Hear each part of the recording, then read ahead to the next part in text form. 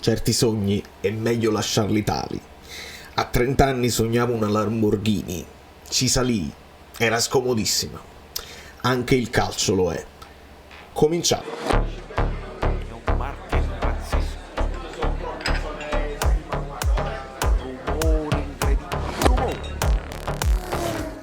Allora, amici bellini, video difficile perché voglio cercare di comprimere tutte le notizie che stanno uscendo in queste ore e non è facile, e lo sapete che io vado a braccio, non mi scrivo niente, mi sono scritto questo.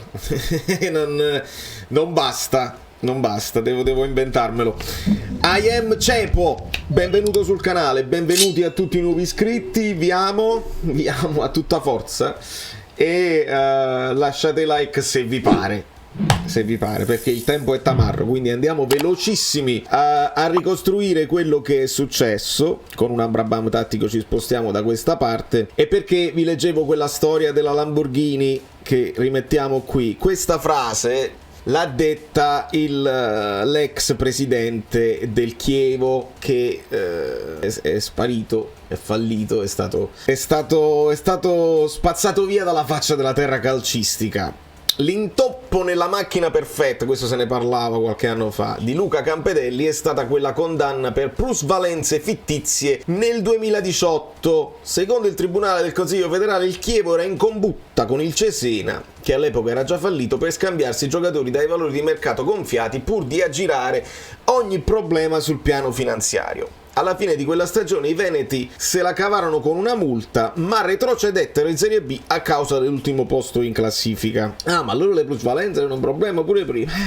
Al termine del campionato 2019-2020 il Chievo si è visto respingere la domanda di iscrizione alla Serie B a causa delle sue grandi inottemperanze finanziarie. Secondo quanto riferito dalla Gazzetta dello Sport, la Covisoc, l'organo responsabile di analizzare i bilanci dei club, aveva provato già durante l'anno ad avvisare i clivensi della difficile situazione senza ottenere però risposta. A nulla servirono i ricorsi della famiglia Campedelli. Il Chievo Verona è stato estromesso dal calcio professionistico italiano. E qua la riflessione che sto sentendo un po' in giro è quella, insomma, lo scrive Pistocchio, lo scrivono tutti, insomma, il Chievo fuori, la Juventus multina, perché poi parliamo di bilanci e ci hanno raccontato una verità che poi non si è trasformata in quella che doveva essere una sentenza. Tutti ci hanno detto: ma vabbè, le plusvalenze, però poi le cose gravi succedono quando tu per la manovra stipendi falsi il bilancio, si parla di lealtà sportiva, si parla che non ti potevi iscrivere, si parla che hai sistemato alla meglio per iscriverti al campionato. E invece la situazione è ben diversa, e c'è una ricostruzione che fa un mio amico abbonato che leggo con voi perché mi sembra abbastanza calzante. E qui facciamo le condoglianze al calcio italiano. Questo patteggiamento a 0 punti obbligherà anche la UEFA ad avere una mano morbida per la Juve. In questa vicenda abbiamo visto come esiste un sistema fatto di calciatori, arbitri, dirigenti, procuratori, istituzioni, che all'occorrenza si chiude a riccio e protegge se stesso. La Juve ha commesso fatti gravissimi, ma abbiamo redattori e giornalisti che la difendono a spada tratta, facendo sentire stupidi ed ignoranti chi la pensa al contrario. Una procura che si è mossa solo perché non poteva fare altrimenti, e nel farlo è stata volutamente stolta e goffa, prima fingendo di volerci andare pesante ma senza depositare motivazioni, poi riducendo a 10 i punti, dividendoli per i vari dirigenti ma assegnando un -1 ad Arrivabene, che al tempi dei fatti non stava alla Juve, Ferrari per capirci, e tenendo fuori altri manager che invece sono colpevoli. Così facendo di fatto si è sempre resa vulnerabile agli avvocati della Juve, che oggi hanno barattato il -10 col patteggiamento.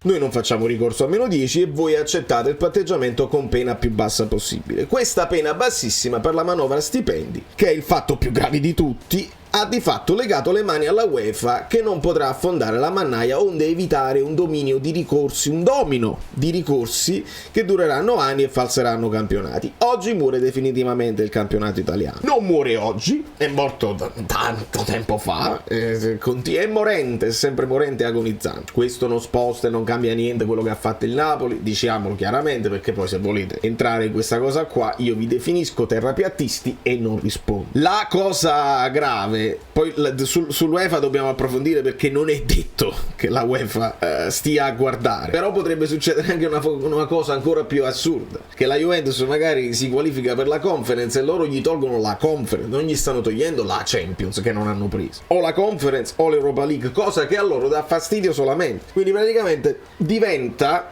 la punizione della UEFA probabilmente una cosa che a loro fa piacere e gli toglie da un impiccio, e possono ripartire con una rifondazione più forte di prima. Quello che poi è veramente avvilente è sentire le parole di Gravina in merito. Ascoltiamole un attimo.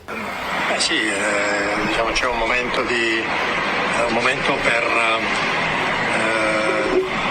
la verifica, l'accertamento, i giudizi, ma c'è anche un momento per definire, c'è un momento per guardare al futuro con maggiore serenità, il momento della progettualità, il tutto nel rispetto assoluto delle regole. Quindi quest'ultimo atto è un atto previsto dalle nostre norme, dal codice di giustizia sportiva auspicabile, condiviso, e quindi credo che questo sia il risultato più bello per il calcio italiano, per aver trovato, noi ce lo auguriamo, un momento di serenità. Serenità è il momento più bello per il calcio italiano, dice Gravina, che è lo stesso che aveva detto bisogna salvare il brand Juventus, non esiste proprio, eccetera, eccetera. È evidente che la Lega, la Serie A, la federazione è ostaggio, è proprio ostaggio di una squadra che ha troppi tifosi e che muove troppi soldi a livello anche di diritti TV, e quindi loro hanno sanguinato quando poi sono stati sbattuti in Serie B per il caso Calciopoli, e hanno dovuto poi dopo stare a tutta una serie di discorsi che le varie minacce, le varie cose, dice noi vi minacciamo perché talmente tanti sarebbero i danni procurati che poi fallirebbe la Lega, che poi ha portato a 9 scudetti consecutivi e tutta quella storia che sappiamo benissimo. Di conseguenza, ragazzi, non c'è niente da fare. Chi si aspettava una punizione esemplare ha sognato, si è svegliato sudato, e dobbiamo prendere atto, perché ricordiamo sempre per fare gli avvocati del diavolo, perché io guardo gli altri per capire, perché voglio spogliarmi della maglia, del tifo e della sciarpa, e voglio capire, ma vuoi vedere che sono io che ho il desiderio di vederli fallire? Il patteggiamento non significa, ci dicono, il patteggiamento non significa che siamo colpevoli. Significa che non sapevamo come difenderci, e quindi è previsto ed è auspicabile ed è condiviso il patteggiamento, e quindi niente punti. La multa di 718.000 euro è una fumata di sigaretta, e non c'è dubbio che lo sia per una squadra, una società che muove quei soldi, e va bene così. È chiaro che il cortocircuito è evidente, si poteva fare il contrario, niente per le plusvalenze e togliergli 10 punti per le cose di bilancio. Non ha importanza, veramente non ha importanza. Quello che è che una volta ancora la Juve si ritrova a pulire i problemi interni con l'aiuto, perché poi è un aiuto, perché poi ricordiamo, Gravina è quello che da loro, dalla narrativa loro, viene visto, ce l'hanno con noi tutti contro di noi, solo noi, le plusvalenze, l'Inter, Nagatomo, invece solamente noi siamo stati puniti. È un pochino forte come tipo di narrativa, ma non ci possiamo fare niente, e ci interessa relativamente, perché noi dobbiamo pensare alle cose nostre, e le cose nostre sono capire che tipo di futuro può avere il Napoli, a partire dall'allenatore, passando per un direttore sportivo che in questo momento non sappiamo cosa succederà, e quindi capire se De Laurentiis effettivamente lo sceglie lui il prossimo allenatore, oppure sceglie prima il direttore sportivo, oppure resta giunto e quindi decidono di comune accordo. Quello che è certo è che dopo le parole di De Laurentiis, le conferme di Spalletti ricevendo un altro premio, altra intervista che vorrei approfondire perché secondo me è bellissima e ci fa capire altre cose, adesso si è parlato di Luis Enrique, e De Laurentiis pare abbia escluso la cosa dicendo no, Luis Enrique vuole andare in Premier. Se dice così è perché probabilmente ci ha pensato, non lo so se ci sono stati dei contatti, comunque lo esclude, e quindi raccogliamo questa cosa qui, le notizie che dicevano è fatta, come le notizie che ci diceva De Laurentiis ci prova ancora con le spalle, tutte stupidaggini. Noi dobbiamo pensare con la nostra testa e unire i puntini facendo i nostri ragionamenti partendo da lontano. lontano. Adesso in questi giorni, in queste ore, si parla di nuovo di Sergio Conceição, che però mi facevano notare è un allenatore da 4-4-2, mentre De Laurentiis dice io voglio un allenatore da 4-3-3 per continuare. Ma il discorso del modulo secondo me è un discorso veramente che non si può basare la scelta di un allenatore sul modulo preferito, perché pure sul modulo si poteva dire Spalletti preferisce il 4-2-3-1 e alla fine chiude con uno scudetto con il 4-3, perché ti rendi conto quali sono, se sei un allenatore duttile e intelligente, ti rendi conto qual è il tuo materiale umano a disposizione e fai di conseguenza per metterli in condizione di. Quindi Luis Enrique, adesso Sergio Conceição, si continuano a fare nomi, Mourinho, stavo leggendo, mentre faccio questo video ne escono altri, tenendo presente la situazione di Italiano, perché qualcuno diceva parole di Edo De Laurentiis a un tifoso, tutta roba da verificare, dice lo saprai entro 10 giorni, e facendo un po' di calcoli la data somigliava alla data della finale della Conference League. Questo potrebbe portare a un'idea Italiano, quindi lasciare in pace Italiano fino alla finale di Conference. E poi, perché parliamo anche di Conference? Perché ovviamente siamo all'ultima partita di campionato e la classifica ci fa vedere questo, perché poi il resto è fatto, a parte la salvezza, e Atalanta, Roma e Juventus in 2 punti,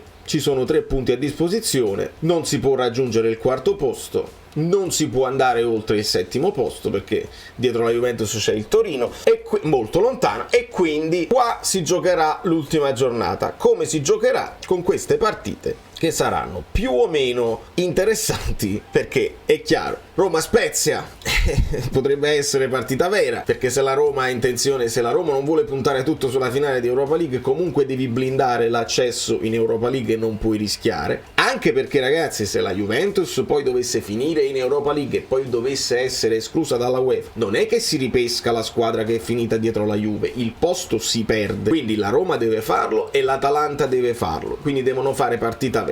E quindi mi viene da dire povero Spezia, perché poi Milan-Verona è una partita che in questo momento ha meno senso per il Milan si potrebbe togliere lo sfizio di raggiungere l'Inter, di superare, di non arrivare quarti, insomma va bene tutto, però il Verona e lo Spezia si giocano la salvezza, mentre la Juventus andrà a affrontare l'Udinese. Questa è la situazione attuale di classifica e dell'ultima cosa. È pazzesco pensare che la Juventus potrebbe finire in Conference League e la UEFA, volendo punire la Juventus, la esclude dalla Conference League e gli fanno un ulteriore piacere, perché è una competizione che non vuole fare nessuno. Per la Fiorentina va benissimo, si salva una stagione, per la Roma è andata benissimo perché Mourinho è il primo che fa il primo trofeo per la nuova competizione e va benissimo, però è una competizione che viene considerata poco dal resto delle squadre, e se la Juve già snobba, come De Laurentiis all'epoca snobbava l'Europa League perché non serve a niente, non sposta equilibri finanziari ed economici, li tolgono dalla Conference League e gli fanno un altro piacere, così hanno tutto il tempo di fare un campionato in Serie A,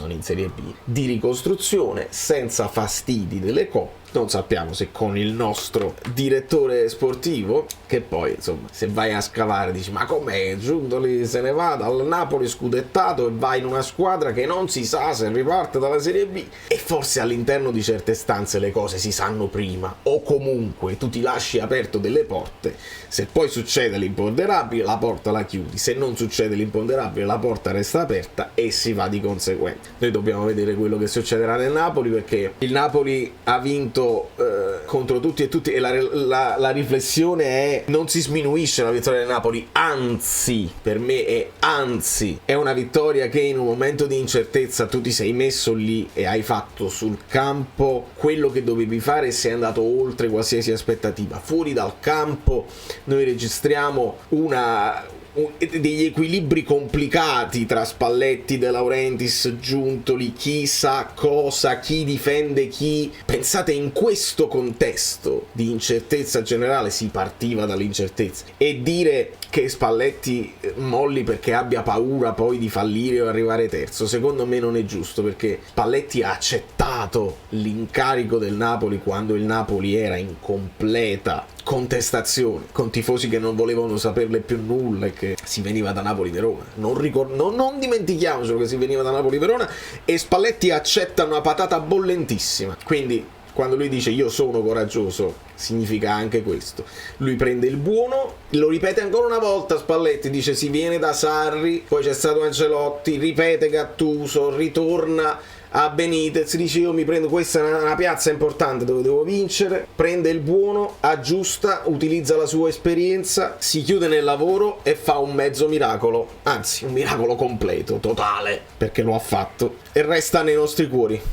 Si prende un anno sabbatico, poi va in nazionale, io così la vedo, con il tatuaggio è difficile allenare altri club, in Italia difficilissimo, fuori dall'Italia potrebbe comunque essere difficile. Quindi io auguro il meglio a Spalletti e auguro il meglio anche a De Laurentiis, perché augurare il meglio a De Laurentiis significa augurare il meglio alla mia squadra in questo momento. Quindi grande credito a un presidente che fa scelte che spesso pagano, a volte impopolari, che in termini di comunicazione è molto discutibile, però quando si comporta bene davanti alle telecamere e parla anche bene è piacevole ed apprezzabile. Vediamo, il credito se l'è meritato. Nel momento in cui arriveranno i primi movimenti di mercato faremo le nostre considerazioni, ma anche a mercato finito non si potrà parlare di ok, il Napoli lo mettiamo in griglia al 6° posto, ok, lo mettiamo nemmeno però il contrario, favoriti al 1° posto. Dobbiamo aspettare la verifica del campo, capire il nuovo allenatore quante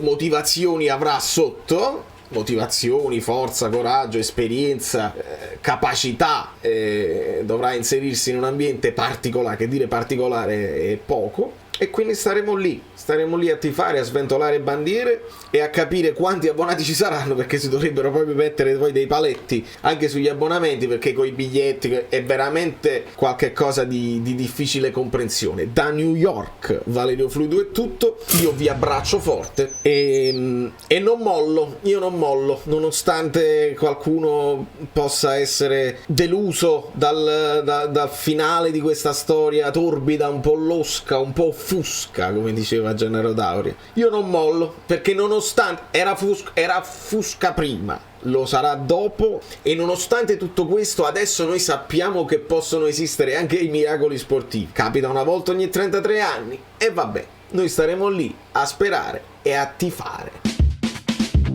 Sembra una parrucca, ma non è vero, perché vedi cambia. Ah, ma no, che meraviglia, io me li fai. Sono Saveri da soli. Dobbiamo arrivare a 20.000 iscritti, di cortesia, perché questo è l'anno. Avete lasciato i like. Niente più, dai, basta, sei cringe. Quante cose.